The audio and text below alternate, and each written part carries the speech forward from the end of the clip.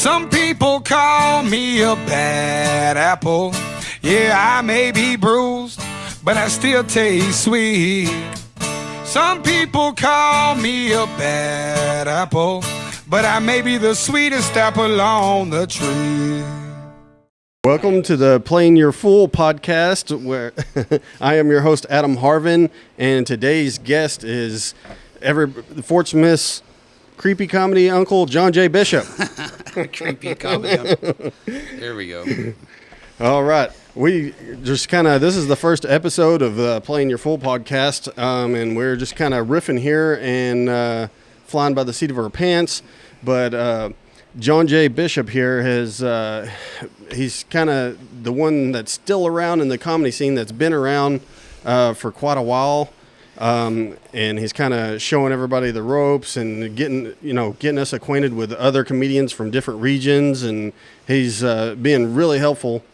Go ahead and say hi, John. Hey, first of all, thank you for having me on. It's great to be here in your setup. I like it. Thank you. I love the opportunity to talk about Fort Smith comedy and how excited I am, and with the young blood that's come in, and it's great just to really be recognized. When I go out there to the open mics and to the other shows, we get excited every time you show up. Kind of gets a glow. It's like Uncle JJ's here. Yep.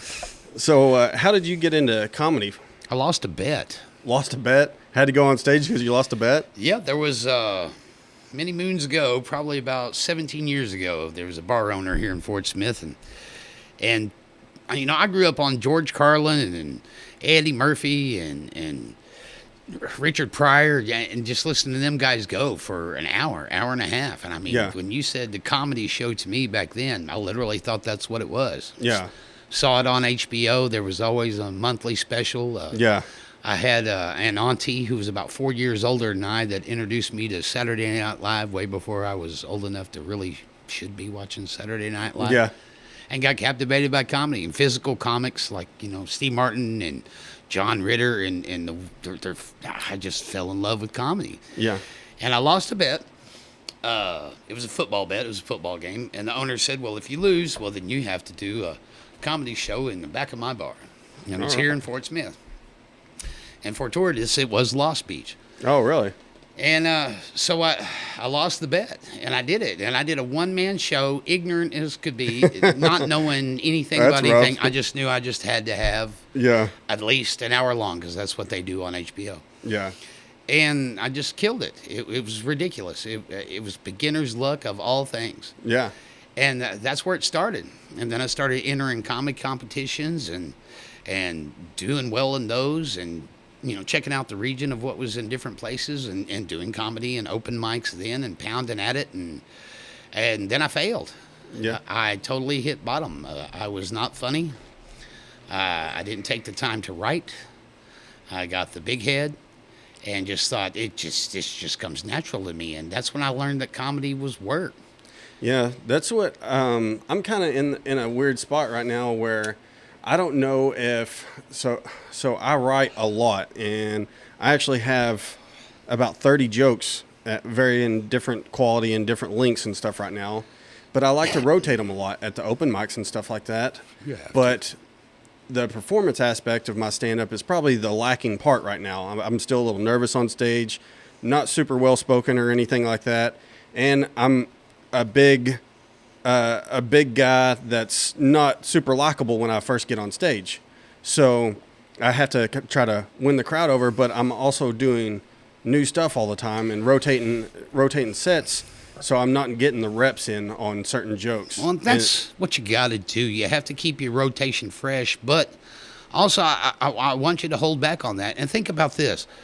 George Carlin, for 4 years, did 5 different HBO specials, if I remember right, and I was a young feller.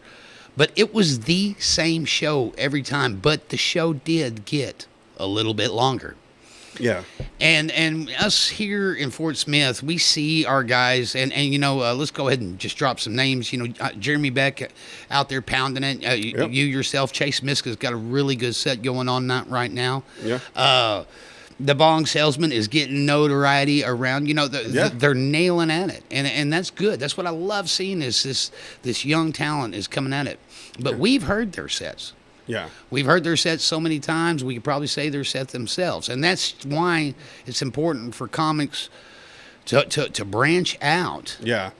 and reach out to Tulsa and reach out to NWA and reach out to Little Rock and check these things out. And that's what this round of comics is actually doing. And that's different from us when we were younger. We're definitely merging with Little Rock, Tulsa, Northwest Arkansas, and Fort Smith. They're all kind of working together, and that's helping. But like at the Grove, I think I've been to the Grove and done that open mic like 6 times now, and they're 5-minute sets, and I've only repeated 3 minutes so far. So I'm doing quite a bit of material up there, and I know that I got to get more personable on stage, get better, well spoken. That's one thing why I started the podcast, is so I could be a better communicator, better at speaking on the spot. Well, I agree with you there, but I don't want to shy away from comics from the basic move. And it's what helped me get through, and it's helped some others get through too. And that's your stopwatch, your bathroom mirror, and a brush. Yeah.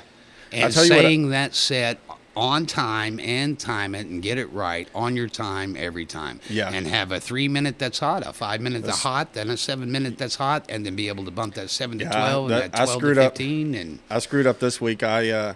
So I had it set for like a good 5 minutes, and then I decided that night that I was like, I'm gonna up the energy a little bit, try to perform a little more on stage, and then it cut it like a minute out of my set, and I was like, but the thing that irritated me is because I had it set for about 6 minutes, and which was too long, so I cut a minute out, and then it ended up being a minute short, so I should have left it in. I would have been fine, but well, that's what I'd like to introduce, the tool that a lot of comics wouldn't think of using, but it's a metronome.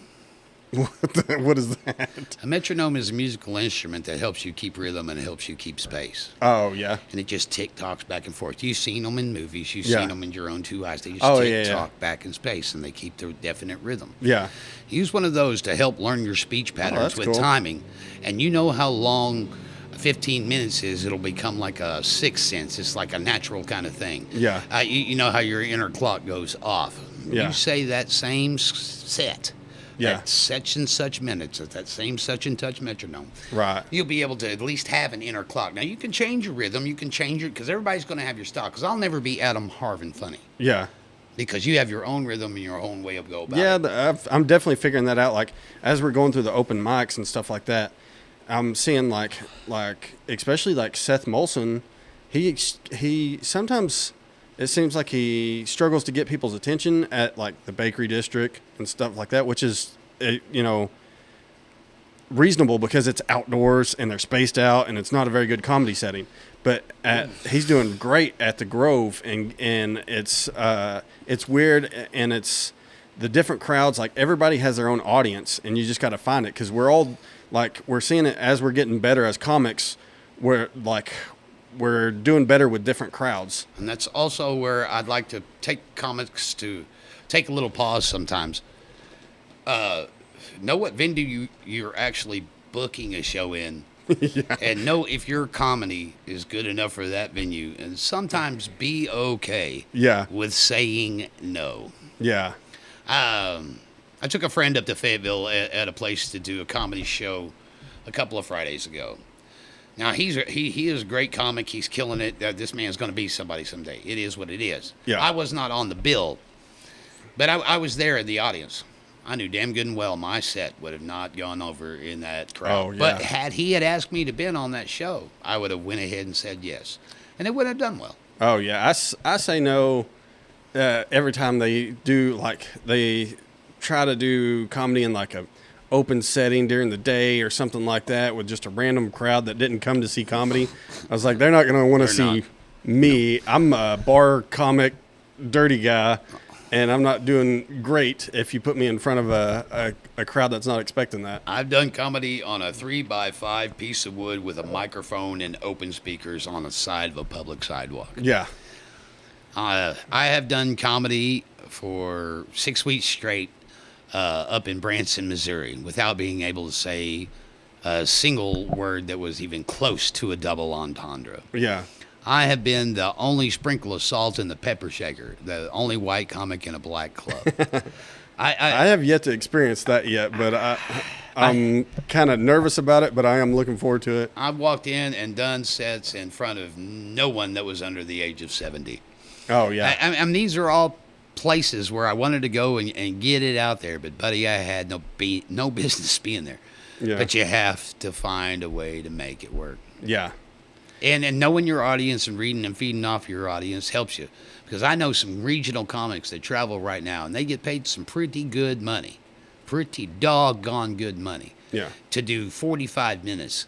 And they won't tell their first joke until they're 35 minutes into their set.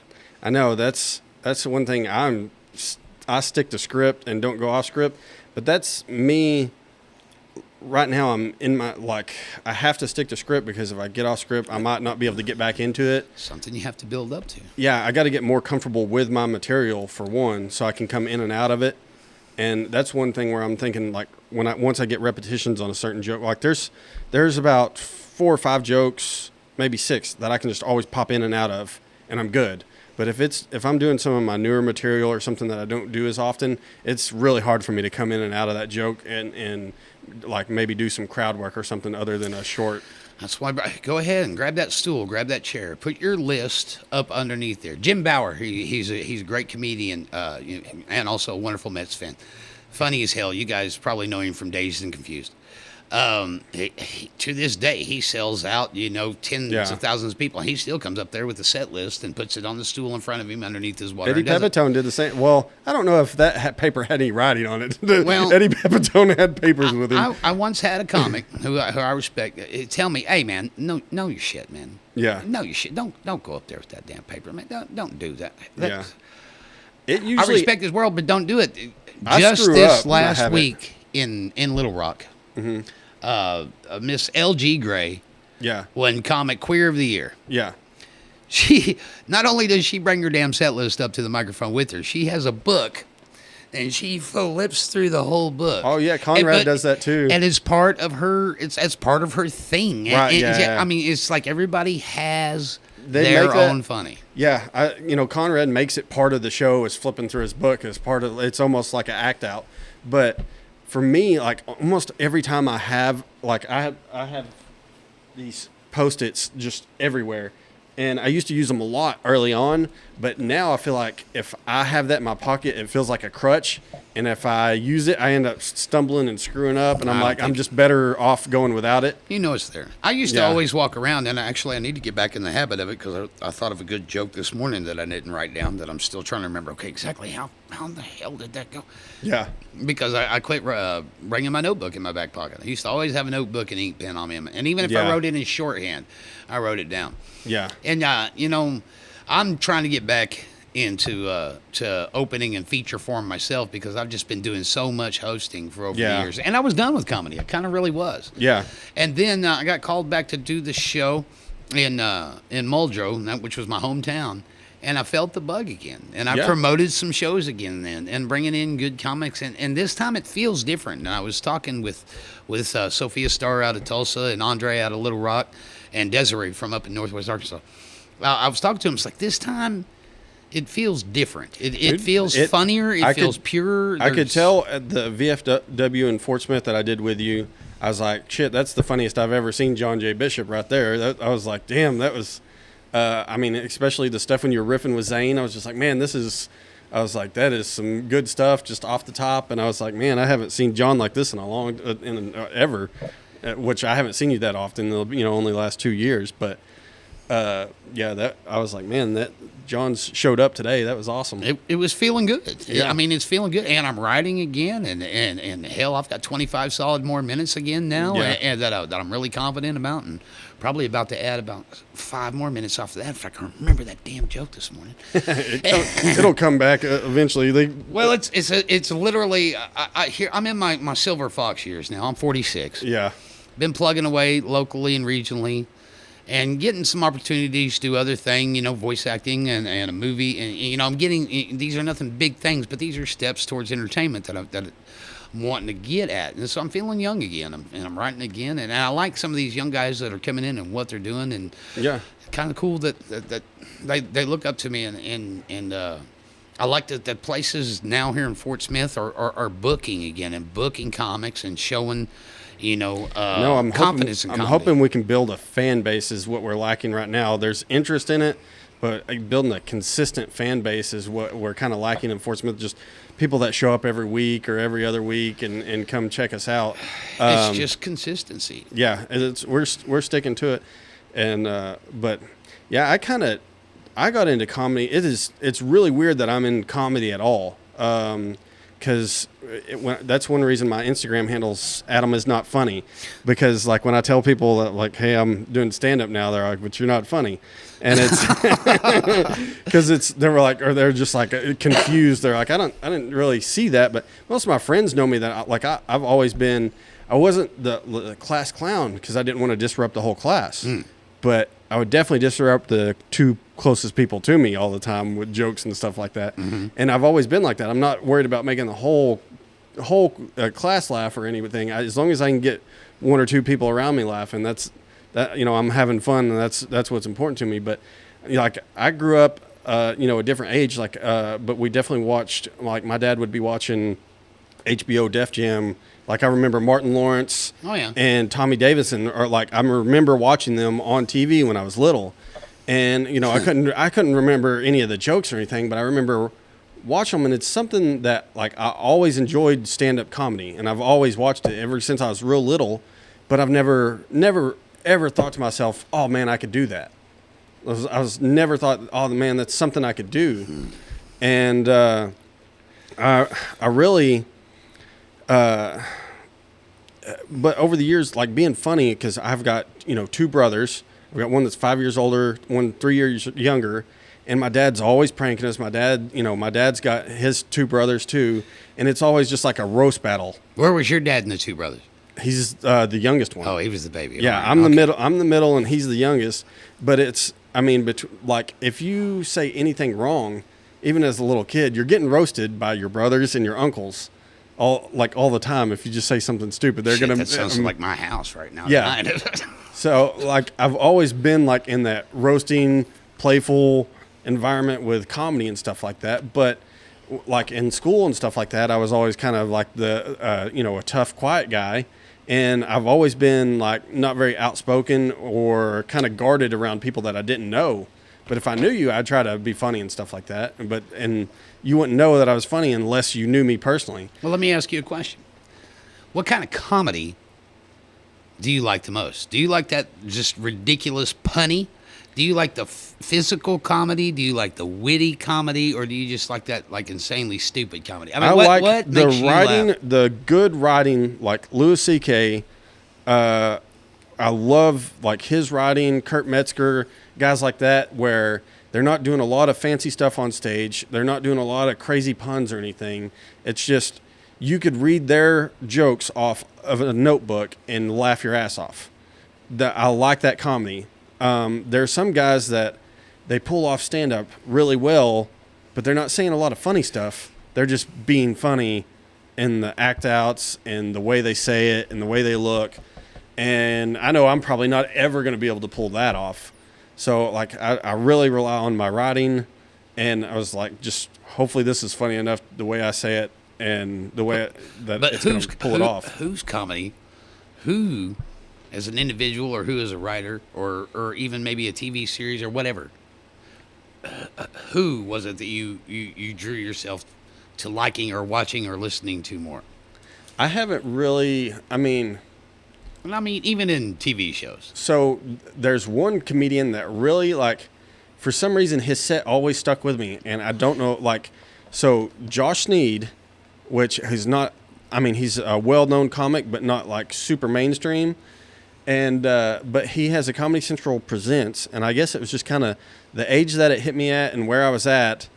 I can almost recite that whole hour special for some reason. And, he does his NASCAR bit and his, farting on Jessica Simpson on the airplane bit. And, for some reason, I can recite, like, that whole set. And the weird thing is, it's a clean Comedy Central set, and most of my jokes aren't clean. So I don't know why it resonates with me so much, but it does. That one hit me good. And then the Louis C.K. bit, like I love his Year Zero bit for some reason. I remember that one really well. And that one hit me just because the writing is so damn clever on it. It's like, holy shit, how the hell did he put 2 or 3 different things together? Chappelle's the Sticks and Stones, he does a callback to 4 different parts in his set, and it's like they cross. Mm-hmm. So it's like 4 different jokes, and they all call back to each other, and you're like, holy shit, I don't even know how I could ever write something like that. All right, so, I was born in mid-70s, 74. And so in the early 80s, my aunt was 4 years older than I. Yeah. So, she was 14, 15, 16, and listening to records, I said it, records. Yeah. Of some great comics back then. And then Saturday Night Live was hot. That's when SNL was good. And it was a stand-up by Robin Williams in the Lincoln Center. Oh, yeah. And he made the joke of, hey, look at this place. It's beautiful. Mr. Lincoln Duck. I knew what that was all about because of the Lincoln assassination. Yeah, I thought that was a clever joke. Yeah. Because he made it in the Lincoln Center. And, yeah. I got it in as young as I was. But I'd watched a lot of Saturday Night Live, so I was getting hip to the double entendre. But that joke right there, Mr. Lincoln Duck. Yeah. I thought it was funny as hell. Yeah. And that was then my sense of humor of comedy ever since. Yeah. And then getting to see the great ones like George Carlin go. I could probably recite every word of a George Carlin comedy set. And then watching Eddie Murphy do Delirious and then do Raw and then make fun of his own self impressed me. And then watch Richard Pryor do it even more when it was a nationally publicized thing that he caught himself on fire freebasing.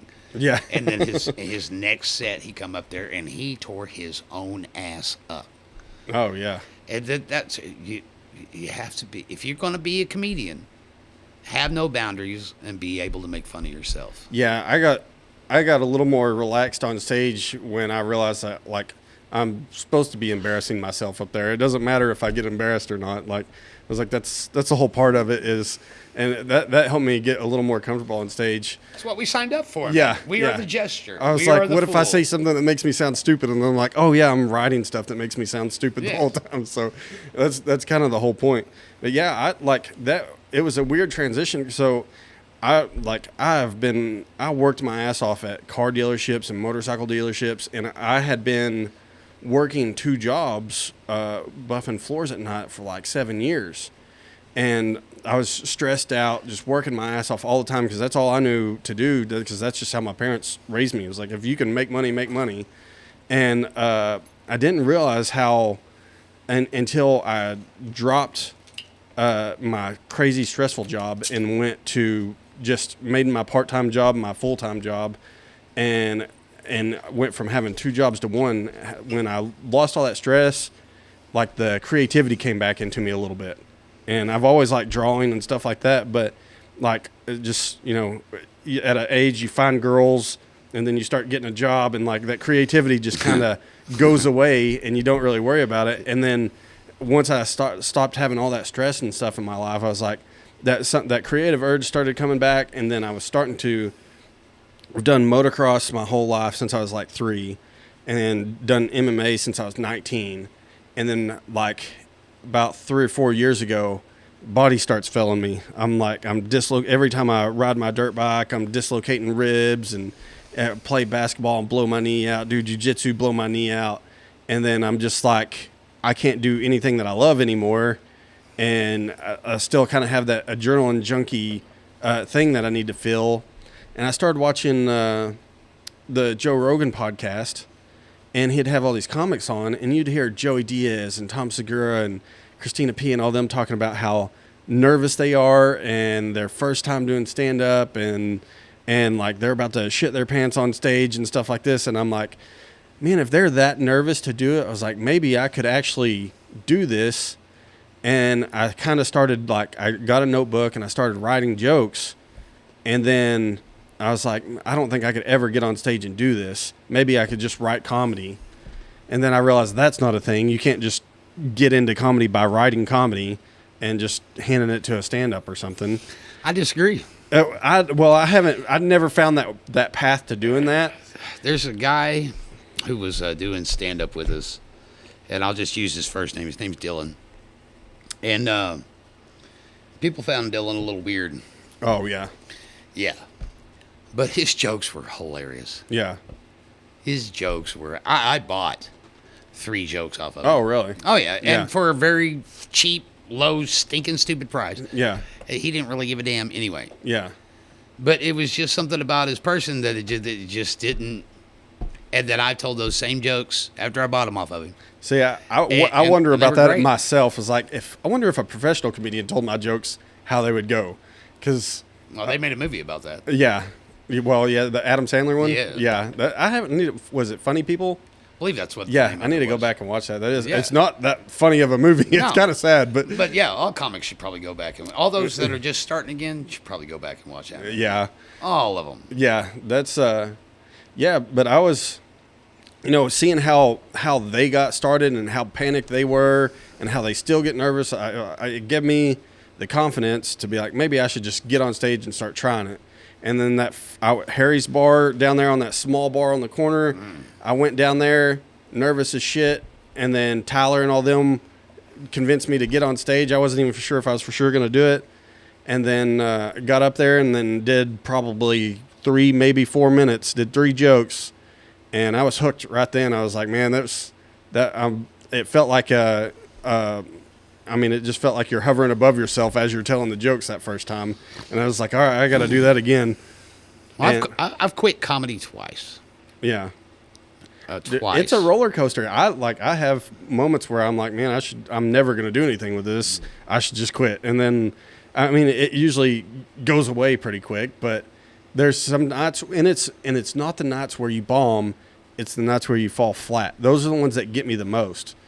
Like, if I go out there and shoot a shot and bomb, I'll leave and be like, well, that was a miss. But if I go out there and get a few laughs, those bother the shit out of me for some reason.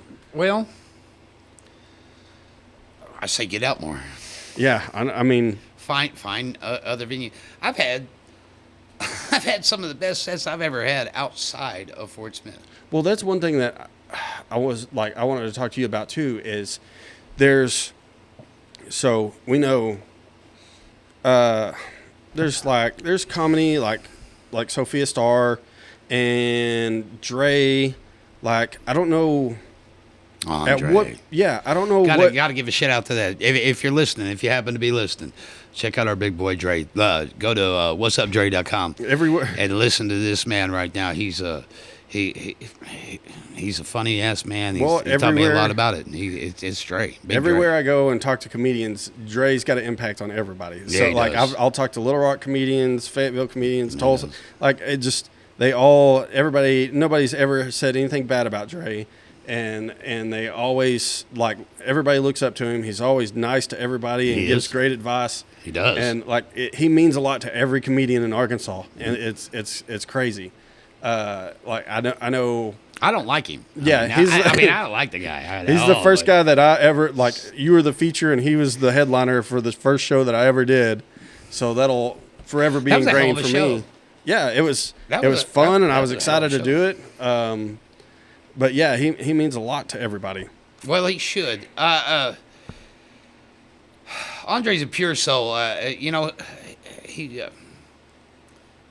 He was raised up, just as hard as anybody got a story about being hard at.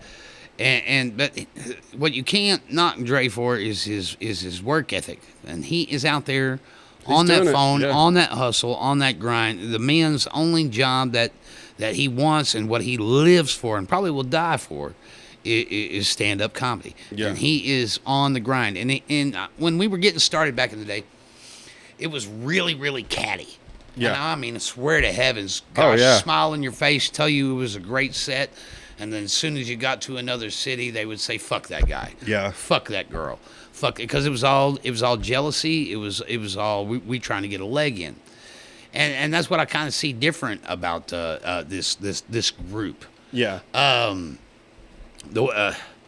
only thing that I could say when it comes to promoting it and what they're doing right now, they're putting 5 or 6 comics on a show. Yeah. And I know why they're putting 5 or 6 comics on the show. Covering time. Because we're covering time here. Yeah. So that's why I'm saying guys need to get their sets a little bit longer and get more used to it. You need 3 solid 10-minute sets that you can work in a rotation. Right, yeah. And then 2 half sets that you can throw in there on the random. Yeah. And let's get these shows back down to 3 to 4 comics. And let's also work with the venues and making sure the comics get paid. I've said it for a long time, and I'll say it again. I've done, as we know, shows at the VFW. Right. Here in Fort Smith that I am a promoter of. Yeah. I have not put a single dollar in my pocket. Right. Because I'm in it for the funny. I'm not in it for the money. And I want to make sure that the comics get paid. And see, I'm doing my first promotion June 26th at the Bricktown Barbershop, and I'm just wanting it to be a consistent place where we can do shows is all I'm trying to get out of it. But one thing that I was going to ask you is like, everybody's chomping at the bits to get in as an opener at the clubs and stuff like that now. Yeah. And I feel like I don't know if I think it's hindering my development as a comedian to go do a 5-minute set and have all these stipulations put on it where you have to work clean and all this stuff. Like, I don't know if I should be trying to get into clubs right now or just trying to get, like, I feel like I should just be trying to get better, and wherever that happens, it happens. And, they want you to host, and I haven't seen any. There's a lot of big name comedians that are kind of low energy, and I've never seen them actually host. So I'm like, you've seen me host. I know, but you're not the low energy.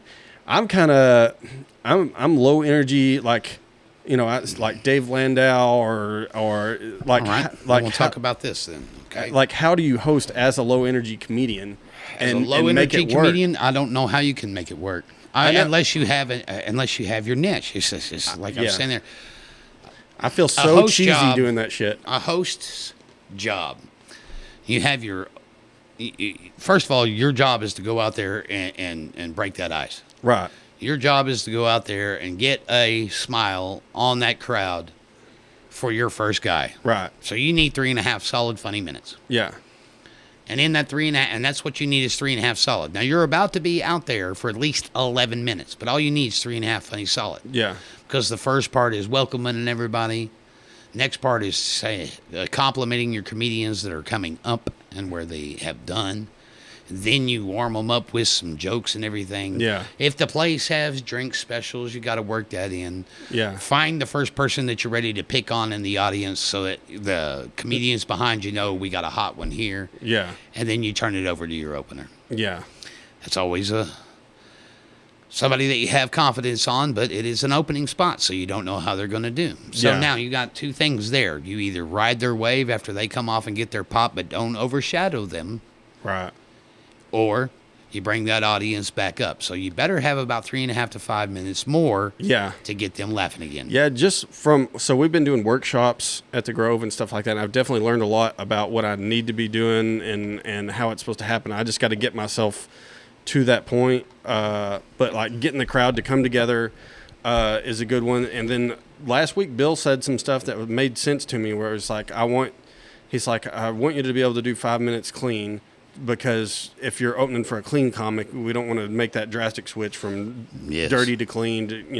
We don't want to be doing that. And then, so that made more sense as far as the working clean thing. Because I've kind of had an issue with that in my mind. Because I'm like, I feel like I'm making my jokes less funny by changing the words. Like my set last week, I was saying banging fat chicks instead of having the alliteration of saying fucking fat chicks. The double F. That's when you got to take your set. You got to go through it. You got to separate it and be able to do it other ways. I've definitely hybrid for your and to be honest with you, if you're in a clean venue and you're wanting to talk about banging fat chicks, there's not many clean ways to do that. I know that's what I'm thinking That's why too. you Is need I 3 think that's minutes why of I'm something else. that's why I'm struggling too. Is because most of my clean stuff where I'm not cussing is usually kind of a subject that wouldn't really be TV safe. We're talking about my sailor mouth here. Yeah, I had to. I'm the same way. I had to figure out how to do 6 weeks in Branson, Missouri, Yeah. do an improv comedy Oh God. without double entendres, and I couldn't even use the word ass. Yeah. I was surprised I last 6 weeks. Oh yeah. But that was our run. We lasted the whole run. We did it good. It was fine. It was the season. Yeah. See, I like anytime I just feel so like. As a host, when they're like, everybody give it up for blah blah blah, this blah blah, I feel so corny and cheesy doing that for some reason. Yeah, come off and rip on that bastard. If he dropped a joke that just totally bombed, and you're sitting there, and that's the thing as a host, is you need to pay attention to your comics that are before Yeah, you. Bill definitely doesn't want us doing that. He's definitely mentioned not to insult any of the comedians because it's different. But well, fair enough. Yeah, fair enough. I mean, it would be different if you're hosting like I think a show versus a comedy club, or like I mean, I can see that where there's definitely times for that. But we've always found times on. Shit, I don't know how many people Andre's got up and just tore a new batch. I feel like I was about to say, I feel like I would be comfortable doing that, more comfortable roasting. As long as you know that comic. Yeah, I would feel more comfortable roasting people than I would doing cheesy stuff in between with just getting everybody clap just seems real for no It's kinda reason. like I mean, just for making noise is really all we're clapping for. It's Like it's Andre and I have probably called each other. Oh my heavens, I can't give you anything. I know. I've seen him do 20 minutes on your mom that one time. yeah. 20. Yeah, thanks. 20 minutes on my mom. That's fabulous. No, it's like Sam Price and I. We have a little back and forth. Not like me and Andre do. Oh, yeah. But I mean, Sam's a hell of a comedian, and I like taking shots at him, but it's all in good fun. It is what it is, and that's a community thing of coming up. But yeah, normally if you're on a high-paid gig show, well then no, you don't, unless the fucker just tanks it, then light his ass up. Yeah, I mean that's what. He definitely. I think we talked about that too. Is like if it's that bad, you got to address it. Oh yeah, you got to address it, and then you got to try to bring it back up before the next comic. But light his ass up and get that audience laughing. I'm still learning the hosting thing. That's the one thing I feared from the very beginning is being in a hosting situation. I think I might kind of ease my way into it with this show that I'm producing, and because my name's on it, and it's kind of I'm running the show there, I feel better about hosting that one. Well, I'm going to give you a hindsight 2020 on this one. Make sure you're bouncing from hosting to showing to hosting and showing. Right. Because I got comfortable hosting, and I lost my showing. Yeah. And I'm just getting it back. So it Zane, takes some work. So Zane he said the funniest shit at the VFW show in Muldrow. He was ripping. He got up there and was ripping on Ryan. He said, "Shit, I didn't know Ryan was host lining because Ryan was doing like a 10-minute set in between each comic." And it was fucking hilarious. Yeah, I mean, I love hosting. I really do. I mean, hosting is my thing. I freaking love it because I love the power that you have as long as you are on. And if you look at hosting as habit is, I mean, you're on stage little live mic time just as much as the headliner. Yeah. And it's your job to control the tempo. Yeah. And that's what I fell in love with. Yeah, I'm really enjoying just being an opener on these local shows. Like I don't care where I go. Like I don't care as long as the host does a pretty good job at getting the room going. I like just going up there and being an opener. I've been nothing but the opener so far, which I have no problem with. I don't even care if it's guys that's been doing it less time than me that are going behind me. It doesn't bother me at all. As long as I get to go up there, and I almost prefer it that way sometimes, just to get the crowd going, Well, and I feel like I'm doing all right at it. I was really prepared for Muldrow to be my last show. Yeah. Really was. Yeah, I know. I seen you posting stuff about it. It was it. And then, Andre had the the car go off the road. Yeah. And so I had to step up and fill some time. And headline that thing. Yeah. And I wasn't prepared to do that. Yeah. Was not nowhere near. But I got up there and I knocked out the minutes and I did it. Yeah. And fate being that, I mean, it just found me back. You know, mechanic's favorite tool is probably a power drill, a woodsman's an axe. I mean, Yeah. my tool's a microphone, and I love it. Yeah, yeah, I'm having fun with it. Like so at this point, I'm not in a hurry to get any success in comedy. I just want to get better. That's the only I don't want anything before I deserve it. And when the opportunity comes, that's in any sport that I've ever done. I've always wanted to be over prepared. That's how I have the confidence to get on stage at all. Is if I feel like I'm over prepared, I'm good. But if I feel like I'm underprepared, I usually get up there and fall apart. I may not. But I've had some of my best moments just out of pure fright and instinct. Yeah, alone. I mean, sometimes it works out. But if the opportunity comes, I don't want to get up there and screw up at a higher opportunity. I would rather be prepared for it. And I kind of feel the same way in comedy. Like, I'm working my way up slowly. There's no way I can make the transition right now from having a day job to being a professional comedian. I'm hoping to do that in, 7 to 10 years. How old are you? 33. 33. I Yeah. am 46. Yeah. And our man, Rodney Dangerfield, wasn't into his first major movie premiere until he was in his late 50s. He was selling siding or some shit, wasn't he? Late 50s when he finally got his first movie shot after hitting the circuit for years. So, I mean... Well, there's some of them. I mean, so I started comedy basically at 31. So I'm kind of getting a late start. And that was the thing. I wrote jokes for almost 2 years before I did stand up because I was just too afraid to get on stage. And then, but I think that helped because once I got on stage, I had some material to deal with. I had 5-6 minutes right off the bat, and then shortly after, I was doing 10-minute sets at Harry's. Right. So, and that's one thing here in Fort Smith. I do miss that venue. That was a great. Oh, dude, I miss Harry's every day. That place was awesome. And that's one thing in Fort Smith. We've been doing 10-minute sets for so long. Man, we rocked Lost Beach back there. Yeah. We rocked that for almost 5 years. Yeah. And it was a great little comedy club. So there was, when I started writing comedy, I don't know who was putting it on, but y'all were doing like bouncing around on Fridays doing open. I don't know if it was open mics or I think it was open mics, but it was. Let's see. I think it was that Fort Smith Comics page. Where I have done comedy. Y'all were bouncing around. There was a place on Towson. That wasn't us, Fort Smith Comedy. Who was doing that? Naturally Improbables was Luke Perkison and the rest of those folks. Okay. And I came in on Naturally Improbable at the end, so I'm actually not technically even naturally. So I was writing back then, but I was like, I would see I was kind of just keeping an eye on it on the internet, just poking around, and then I started started following comics and commenting on their shit and stuff like that, Perkison, real creeper shit before. Summer Ferguson, Luke Perkison, Aaron Logan Ray, Ian Scott. I think so. Seth Dees has an article that pops up. Seth Dees. He has an article. So that was one of the first things that I Googled about. Then. I Googled Fort Smith comedy, and his article came up for, I guess, one of the Fort Smith newspapers about comedy. That was one of the first things I read about Fort Smith comedy. Yes, Seth. And I have memory issues because I beat my brains out in football and MMA and motocross. Well, Seth had some good success. He and I would have had to have been at school together at Hackett at the same time until I was there till the second grade. I mean, that's bringing kind of up the dark side, the dirty stories there. I mean,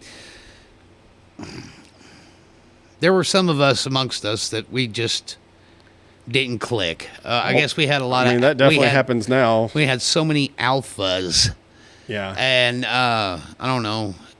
It was what it was. Even had a line that was even there of people that had done theater in UAFS. Yeah. That are coming through and was wanting to do things. And then you had people that were just cold and hard off the street that were coming in. And so it didn't mesh.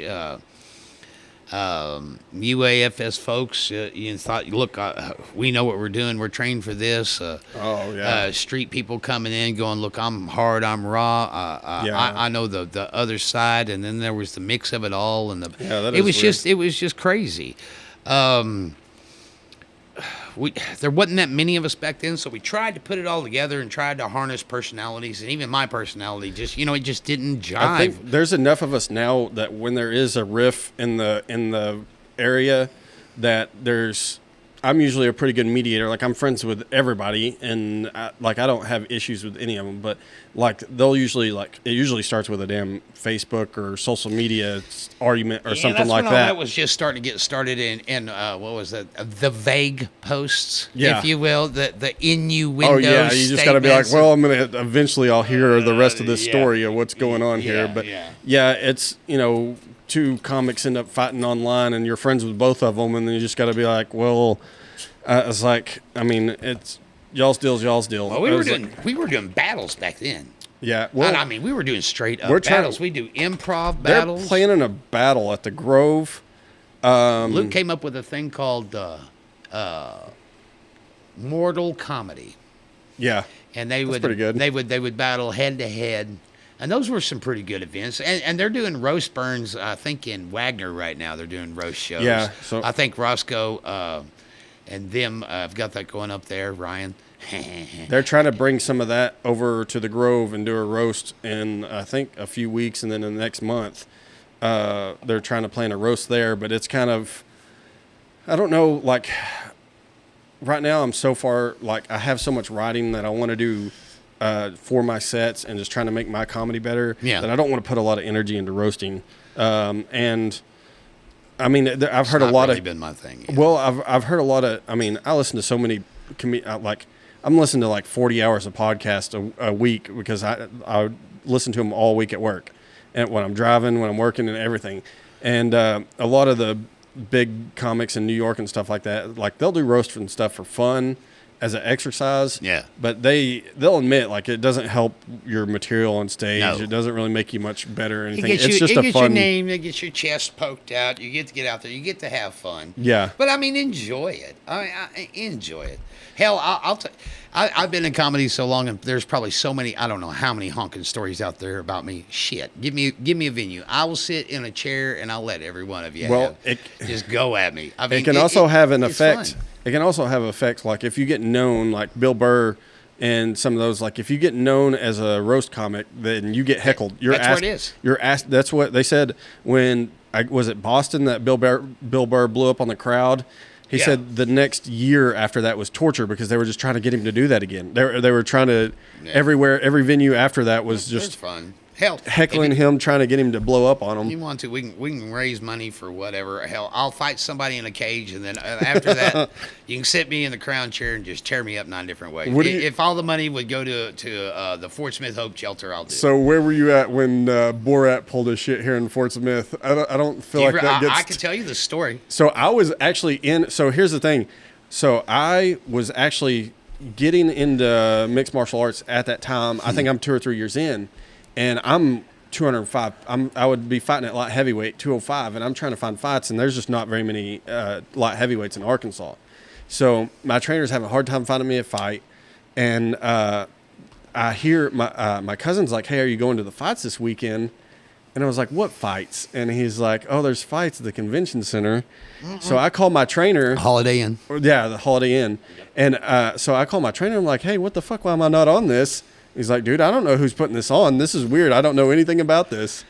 And then it turns out it's the whole Borat thing. Literally at that time was shortly after I had done my first comedy show. Oh, really? And they brought their production here to Fort Smith and had some of their production crew calling around to bars trying to find a comic. Oh, shit. And there was literally none at that time. Yeah. Me and one other guy, Doug Shadell, was doing shows at that time, literally in Fort Smith. Yeah. And they happened to call Lost Beach. Yeah. And the owner, Bob, at that time's like, "I only know one comic, John Bishop." Yeah. And so when that bullshit went down in the Holiday Center, I was in the hallway.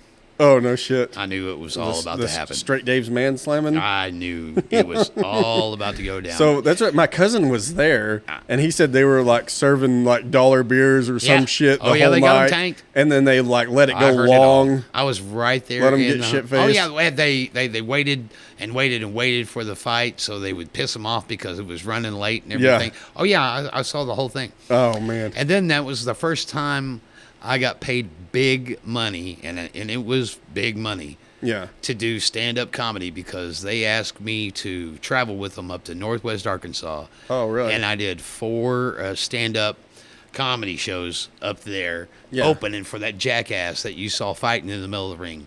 Oh, And he really? actually, out of all that recording, only did 1 show. For 3 of those shows, I had to go back into that bar and apologize that the headliner is not going out, and did. So it wasn't Sacha Baron Cohen? Yes, was it it? Oh, was. it was? Oh, yes. Oh, It really? was him. Yes, it was him. Wow. I met him in the parking lot every time. Yeah. And the last time he's like, "Will you cover my ass again?" I was like, "Yeah, but this is the last time." Yeah. And then we went to the next venue, and he actually did his show then, and they hated him. Yeah. But they paid me a lot of money. And the thing is they left me hanging on the first one, Yeah. and I was drunk. Yeah. I was shitty drunk. Yeah. And I drove up from Fort Smith to Rogers, Yeah. and the owner of the place actually arranged for me a room because I was pissed off. I was upset. I thought I Yeah. just really screwed up. Yeah. Because he wouldn't come in and do the show after I did it, and I had a great set. Yeah. It was wonderful. And so I'll be honest with you, I was upset. That's wild. I thought I just ruined my shot. He's a weird dude.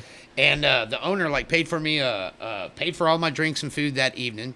They paid me cash, but then the owner paid me more cash and then got me a hotel room. And somehow, I still haven't figured out this part. The next morning, the production crew found me in the hotel room on the phone and asked me if I wanted to do a show later that night. Oh, wow. Yeah, and I had to call at that time my wife because I was married. I was like, staying up in Northwest Arkansas another night, honey. Yeah. Yeah. You're doing what? I'm like, Yeah. yeah. Because, I mean, we didn't know nothing about this comedy. Oh, anything. yeah, that's cool. So she could have thought I was up there doing God knows whatever. Oh, yeah. And then the next night I called her, said, "Babe, I'm not coming back tonight. I'm staying another night up here." That's awesome. And again, more ass got chewed.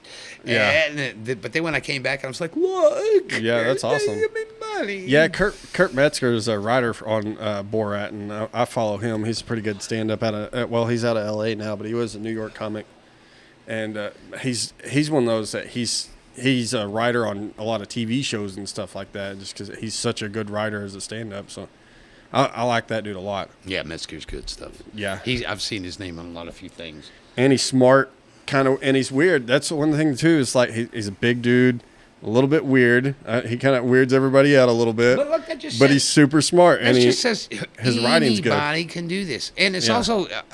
I want to touch on this. It's like there's many different ways out there with your creative mind to make money. Yeah. I mean, I do local stand-up comedy. I'm never going to be So- known as a famous comedian. So, But I mean, there's voice acting. oh yeah, There are commercials that people can cut, and there's websites. Where's the camera? There are websites out there where you can get auditions online. Just have a good recording service, and you can do it from your own living room. oh cool. Entertainment is out there, and for your voice, if you have a voice, you can get out there, and they want all kinds of voices. Look into it. I've got an app called Record Me. Hell, I probably send in 8 commercials a week, and I probably sent in well over 300 commercials, and I finally got picked up on one. Oh cool. And you just got to keep plugging at it. I get jealous of some like friggin' Dave Landau, and then there was a guy Tim, I think it's Montreal. He was at the Grove, and I think he featured there, or he might have been I think it was a feature there, and he sounds exactly like Norm Macdonald. Like if you close your eyes while this dude's talking, like if he could change his he could change his cadence a little bit, and it would not. I mean, it would be Norm Macdonald. If I could talk myself out of saying fuck so much, I'd probably go up there. I've still yet to perform up there. And So it's on Sophia and my all the karaoke Tulsa, night. all the Tulsa people came up there and Oh, did yeah. it. And Yeah, that I was know. probably the most epic night at the Grove, because there was 28 comics. Oh, my God, and it was just like everybody was doing good.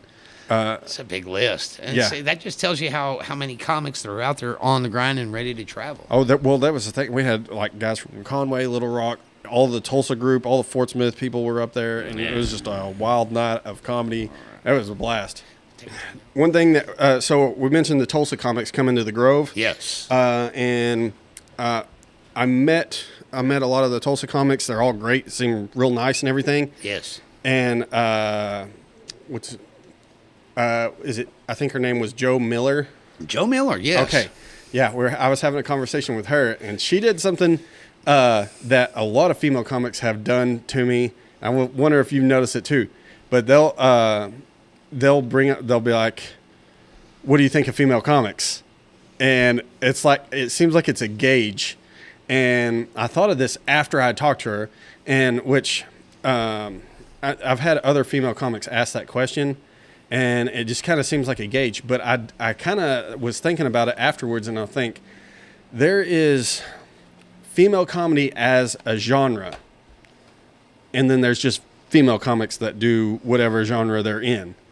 So, you know what I'm saying? What's your question? So, like, do you think that they do that as a gauge for you? Like, this is a trap sometimes? Or they're like, I feel like it's a measurement thing for, like, what's this asshole about to say and all that. Because I watch a lot of female comics, and I do feel like some of them are doing almost a brand of female genre comedy. Like, like you have urban comedy, you have dirty comedy, you have this, and then there's a genre of female comics. Well, I cheated. But then there's female comics that don't belong in the female comedy genre. They fit into dirty comedy or urban comedy, or they fit into their own genre that's not female comedy on its own. You know what I'm saying? Yes. Like Jessica Curson doesn't seem like a female comedian when you hear her talk. She's just freaking killing. And she's LG Gray does not sound like a female I haven't seen her. Yeah, when she talks. I haven't seen her yet, but she was Some on of a the show girls, yesterday. though, I heard she killed. Okay. I learned to separate this a long time ago. That comics are comics. But Right. I also have, and I'm being a hypocrite here, because I skirted around that "what do I think about female comics" question by making sure that I booked an all-female comedy show. Oh yeah, It's because I respect them. yeah. I mean, not as female comics, but as comics, period. Right. Yeah. And we did Beaver Fever just because it was clever, and Yeah. and I did Beaver Fever with some other comics, Marcus Bryant, Desiree Newton. How's the crowd? How did the crowd look that showed up? Like, is it? It was sold out. I know, but is it like was it older people? Was it mostly women, or pretty good? It was mix? woman heavy. Was it woman heavy? And Well, the that's audience good. was woman heavy. That's and, good. and the girls in that show, I mean, they told jokes I could never tell. Oh yeah. I mean, they pushed the boundaries, of sexuality, weight, age. I mean, pick it. I saw one female comic tell a skinny bitch to get her twig ass up and Well, go that's get her a what shot. It was what it was. I loved it's that you fun. booked Sophie Starr on the VFW show, because it made me feel so much better about doing dirty jokes to those old people. Oh my heavens! Because I was like, well, I wasn't bad at all after hearing Sophia her. is my darling. I mean, Sophia and Desiree. I've got old. They were with me in the first wave. Yeah. So, if you will, I mean, if I can Yeah. call it that, so I have love for him. I remember Desiree coming out to an open mic and with a friend of mine at that time, and flat out saying she just didn't know if she could get up there. Yeah. And then I took her up on the stage after everybody left and told her to close her eyes and reach out and hold on to a microphone and then open her eyes and just look out at all those empty chairs and saying, look, it just, when you get up here, do that. I haven't And met then her yet. With her, and then she got with, Andre, and Andre helped her with, so much more than I ever could. Yeah. And now I love it. She's such a great comedian. I brought her in, or I asked her to join me on an improv competition one time. This might be a surprise to you, but we were drunk up in Branson City. Yeah. And we were talking about having an improv battle of a two-man competition like Whose Line Is It Anyway? Yeah. And I told Luke at that time, I was like, look, I don't care who you get. I'm going to drag somebody off the street, and we're going to murder you guys. And he's like, oh, yeah, $100 bet. We made a $100 bet right there at that time. And I was groping because everybody that I wanted to, that was even involved in improv, A, was already snatched up, or B, just did not want to fucking work with me because I was an asshole. Yeah. And so I asked Desiree, and she was game.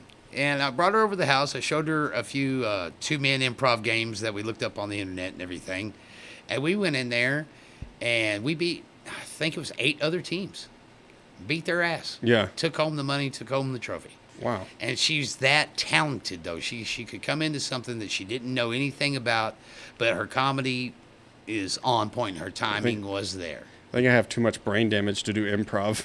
I actually wish there would be some more improv back in Fort Smith. I think it would actually do a lot of stand-up comics good. I think it would do the stand-up comics that are touring and or trying to tour or busting their open mic. I think it would do people good if it would be a good exercise. Did some improv workshop and maybe threw an improv show, and then go ahead and go down to Fort Smith Little Theater or tap into UAFS. Hell, I know that there's a show in UAFS right now that's needing bodies. Yeah, I'm sure it would be helpful for me because that is where I lack the most in my stand-up is my performance and improv skills.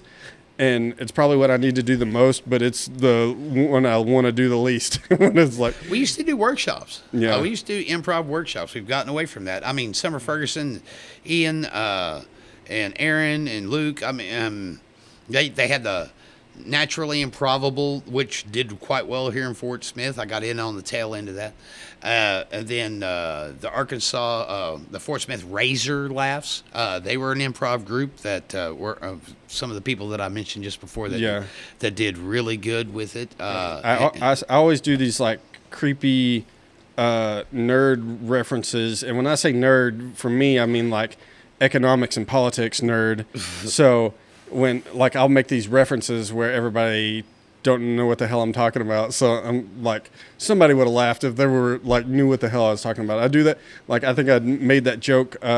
Somebody put they were talking about Kid Rock making gay slurs at a show or whatever and got recorded. Have you seen that? No, I haven't. So here recently, apparently somebody recorded Kid Rock making gay slurs, and a comic made a comment about the first gay person that ever went to. Apparently, this is the first gay person that ever went to Kid Rock shows, and I made a reference of Kanye West would beg to differ, but see, so you don't. Well, R. Kelly would just piss on. So here's the thing.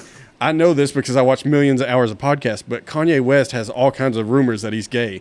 There's, I guess, a journalist, Jeffree Star or whatever, that supposedly had a relationship with him, and that there's all kinds of these articles. Now, and these stuff. are just pure accusations, of course. Yes, I think there might be for legal purposes. Well, yeah, but so the Jeffree Star one definitely sounds like bullshit because he came out and said it was. But there are some lawsuits or something, kind of like the John Travolta thing. That. But John Travolta, yeah, I've heard some of those stories. Oh yeah, he's had like bathhouse lawsuits. Of course, they are rumors.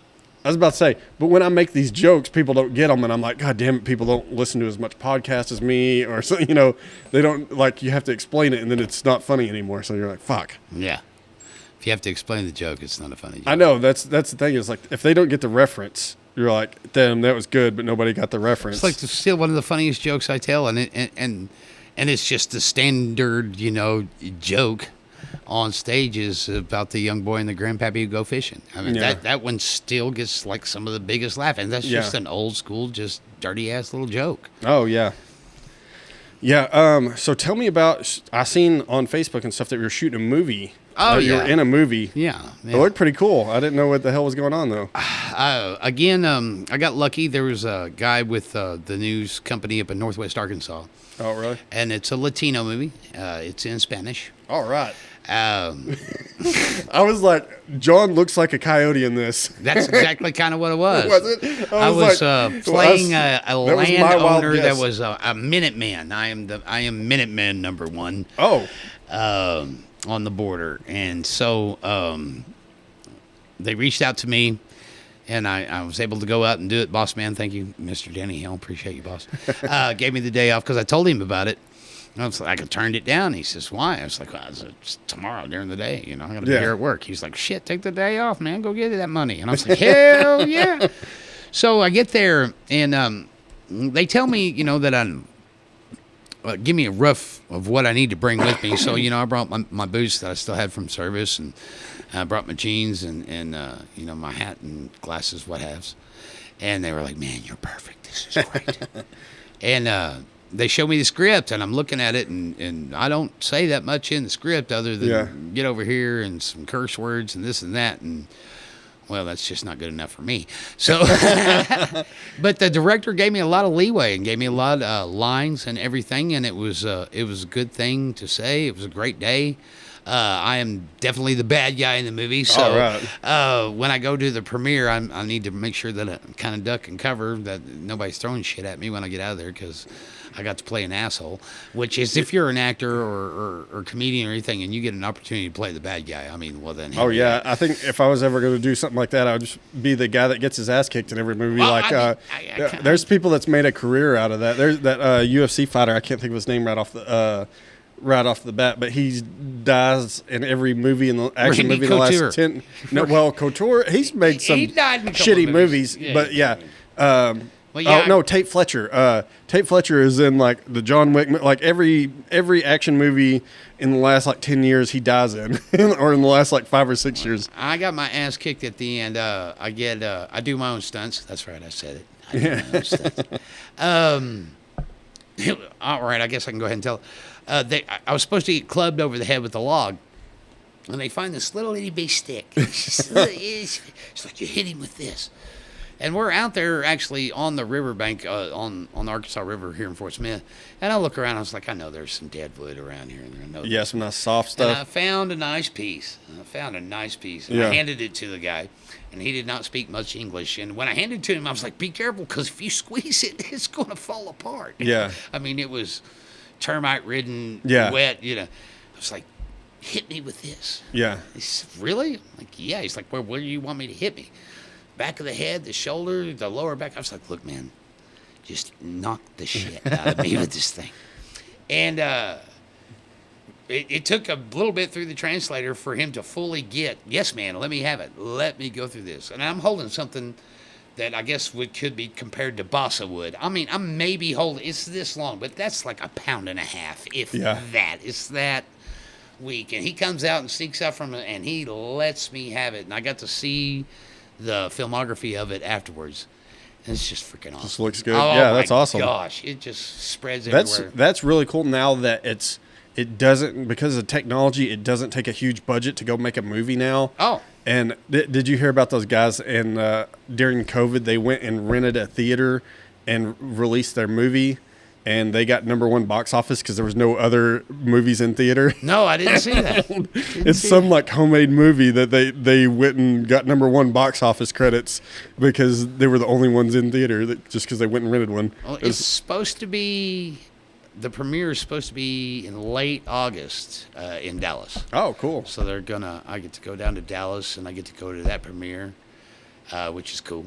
All right. And then I have in September, I get to be in Indianapolis at Gen Con. Oh, cool. GENCON, Gen Con. Gen Con. For what I do for Chaldea, the TV show I'm in. Oh, cool. CHALDEA, www.chaldea.com. Cheap plug. And I'm also doing Actoroki, which is a spinoff from Chaldea. And we air that on Twitch. But you can find it from the Chaldea webpage or the Facebook page, because we always have links, and that's every Thursday. And that's kind of cool. We're getting to do that. But up in Indianapolis, I get to sit on a couple of panels for the Chaldea party and represent my character Horseshoe Jack. And I went to Indianapolis one time for a big dealer show for work, and I check into my hotel and I turn the TV on, and there's like a triple homicide on the news. And then I look out the window and I'm watching the news lady talk over the dead bodies. Oh my gosh! Oh damn, Indianapolis is interesting. Is this a bad time to order room service? Yeah. Do you have anything else to plug? Hacktaroki, Chaldea, shows at Fort Smith VFW. Our boys doing shows at the Muldrow VFW. Looking to add Russellville and Sallisaw. I know I've said Sallisaw for a while, but actually that's about to start coming true. Russellville, Sallisaw VFW shows. River Valley Comics are popping up shows left and right downtown and around Fort Smith, even out at Brandon's. Yeah, so I have June 26th, Bricktown Barbershop comedy show. I'm putting that on. Thanks to Bradley Keach and the owner there. We're going to try to get something going on there. Hopefully, if this show works out good, maybe we can convince them to do it every month. And then 5th Street Cafe's back at it on July 3rd. Yeah, I will be on that show with a bunch of other River Valley comics. Haven't done 5th Street. I think Rufus Elam's coming in to headline that one. This will be my first time doing that one. And then I know we'll probably have some other shows in between then, but the next one I'm on will be July 31st at Stand Up at the Cup in Poto. And I think that's all I have. Anything else? No, just check out Fort Smith Comedy. If you see something with someone that you know that's one of our comics, like the page, share the page, get it out there, let people know that Fort Smith wants to be funny again. And there's a lot of good comics out there busting their ass to make sure it happens. Yep. So support local entertainment, comics and musicians, singers as well. Tip your bartenders and waitresses, and that's about all I got. All right. Adam is Not Funny on Instagram. Also, watch the Cage Against the Machine podcast up on YouTube with all the River Valley comics in the area. We'll do one with John Jay here pretty soon.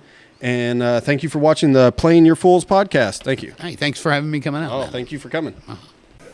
So I am Spanish, and I have a Mexican best friend. So we have a bit of a love-hate relationship, as you can imagine. And I was on my way home from work the other day, and he sent me a text. And he was like, "Hey, what's up, fuckface?" And look, I know I'm not supposed to text and drive, but I felt like I had to respond to this, and timing is important. So I'm texting and driving, and I'm like, "Not much, bud. Just headed to Tijuana to catch your mom's donkey show." And right as I'm about to press send, I look up and I see this billboard. And it is a teenage girl texting and driving and crashing her car. And the billboard says, "Was this text really worth it?" And I was like, no, her text was not worth it. But if they put my text on this billboard, I will drive this car off a fucking cliff. If Mario has to drive past that billboard the next day, I'll do it. I'm in it for the joke, I swear.